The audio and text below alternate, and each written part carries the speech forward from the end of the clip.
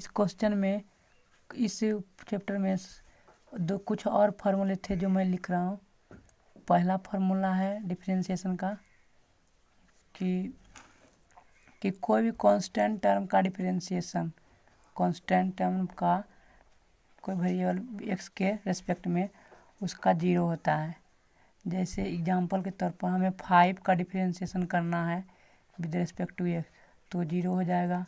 6 का अगर जो करना है डिफरेंशिएशन तो भी जीरो हो जाएगा। मतलब कोई भी अगर जो अंक रहेगा ना 6, 7, 8, तो उसका डिफरेंशिएशन जीरो हो जाता है। ये पहला प्रॉपर्टी है डिफरेंशिएशन का, फार्मूला है। दूसरा प्रॉपर्टी कहता है कि अगर कोई कांस्टेंट किसी फंक्शन एफ ऑफ एक्स से मल्टीप्लाई है तो उसका डिफरेंशिएशन क्या करते हैं, कांस्टेंट को बाहर ले लेते हैं सी और फंक्शन को डिफरेंशिएट करते हैं। जो फंक्शन एफ ऑफ एक्स है उसको डिफरेंशिएट करते हैं। जैसे एग्जांपल के तौर पर 5 कांस्टेंट है और एक फंक्शन जिसे साइन एक्स, ठीक। तो इसका हम डिफरेंशिएशन जब करेंगे तो ये कांस्टेंट 5 बाहर निकल जाएगा, इसका कुछ भी नहीं हुआ। लेकिन साइन एक्स का डिफरेंशिएशन करेंगे तो साइन एक्स का डिफरेंशिएशन मैंने पिछले लेक्चर में बताया था कि cos x होता है तो 5 cos x। एक एग्जांपल और लेते हैं, जैसे कि 6 कांस्टेंट है और x क्यूब, तो इसका अगर जो डिफरेंशिएशन करना है तो 6 तो कांस्टेंट है तो इसे बाहर लिख लेंगे और डिफरेंशिएशन मुझे x पावर क्यूब का करना होगा विद रिस्पेक्ट टू x के। तो 6 तो कांस्टेंट हो जाएगा। इसमें क्या होता है कि जो पावर है वो बाहर में आ जाता है और एक पावर घट जाएगा। 3 है तो 3 में से एक पावर घट जाए 2 हो जाएगा, तो छोटी 18 एक्स स्क्वायर ये आंसर हो जाएगा। ये हो गया। तीसरा फार्मूला है जिसे कहते हैं प्रोडक्ट रूल, ठीक। प्रोडक्ट रूल,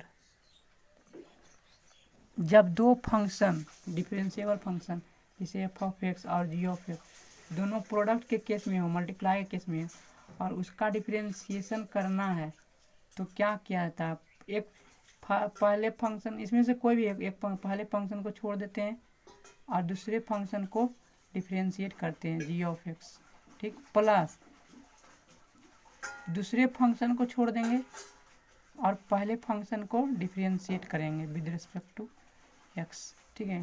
फर्स्ट फंक्शन छोड़ दिए, differentiation of second function plus second function को छोड़ दिए और डिफरेंशिएशन ऑफ फर्स्ट फंक्शन। इस तरह से एग्जाम्पल लेकर के देखेंगे क्वेश्चन बनाने पर, ठीक। चौथा फार्मूला है डिवीजन रूल।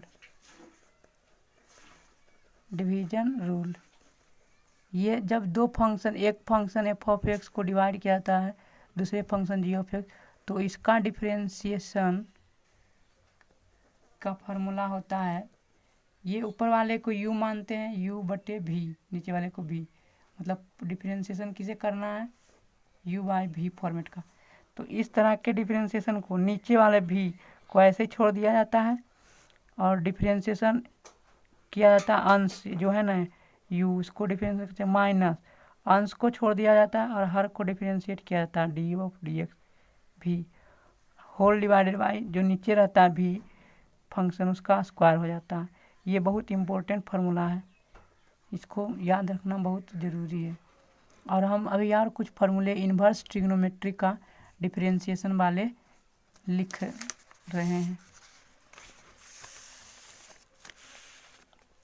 ठीक।